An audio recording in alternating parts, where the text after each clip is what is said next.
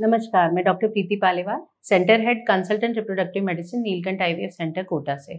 आज हम जानेंगे फोलिक एसिड के महत्व के बारे में। आईवीएफ पद्धति गर्भ धारण का एक प्रभावी तरीका है। इस पूरी प्रक्रिया के दौरान व प्रेगनेंसी कंसीव करने के यानी गर्भ धारण के बाद फोलिक एसिड महिलाओं को दिया जाता है। आइए जानें कि फोलिक एसिड किस चीज़ में या किस चरण में महत्वपूर्ण है और इसे क्यों लिया जाता है। गर्भावस्था में पोषण के लिए फोलिक एसिड विटामिन बी का ही एक प्रकार है। ये विटामिन B9 कहलाता है। यह सेल ग्रोथ यानी कि कोशिका वृद्धि और डेवलपमेंट में महत्वपूर्ण रोल प्ले करता है। इसलिए फोलिक एसिड को गर्भावस्था से पहले यानी कंसीव करने के पहले और गर्भावस्था के बाद पहले 3 महीने में देना अत्यंत महत्वपूर्ण है।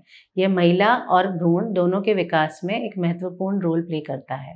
न्यूरल ट्यूब डिफेक्ट वाले विकार से सुरक्षा के लिए न्यूरल ट्यूब डिफेक्ट गर्भावस्था के शुरुआती दिनों में एक विकार उत्पन्न होता है जिसे हम स्पाइना बाइफिडा कहते हैं। फोलिक एसिड की कमी के कारण यह विकार प्राय देखा गया है।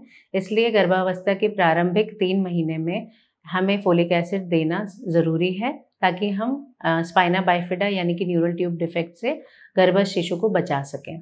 गर्भावस्था के दौरान रक्त उत्पादन फोलिक एसिड रक्त उत्पादन में मदद करता है, जिससे हीमोग्लोबिन का स्तर जो है वो गर्भवती महिला में बढ़ जाता है।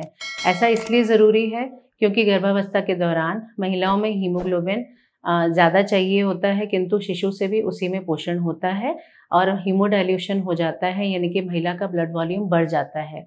ऐसे मरीजों में हीमोग्लोबिन कम हो जाता है, तो फोलिक एसिड जो है वो गर्भावस्था के दौरान रक्त उत्पादन में मदद करता है और हीमोग्लोबिन के स्तर को बनाए रखने में मदद करता है। अविकसित भ्रूण के सही विकास के लिए फोलिक एसिड अविकसित भ्रूण के तंत्रिका तंत्र को मजबूत बनाने में यानी सही तरीके से विकसित करने में मददगार साबित होता है। यह गर्भ में पल रहे भ्रूण के मस्तिष्क व रीढ़ की हड्डी को सुचारू रूप से बनाने में मददगार होता है। इसलिए गर्भावस्था के प्रथम 3 महीनों में फोलिक एसिड देना अत्यधिक महत्वपूर्ण होता है।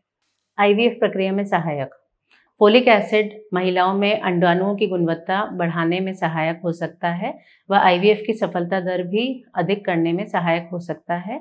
इसलिए आईवीएफ प्रक्रिया के दौरान और गर्भधारण करने के बाद भी डॉक्टर्स आपको फोलिक एसिड लेने की सलाह देते हैं। आइए अब जानें फोलिक एसिड की डोज के बारे में। फोलिक एसिड की मात्रा 400 से 800 माइक्रोग्राम पर डे के हिसाब से दी जाती है।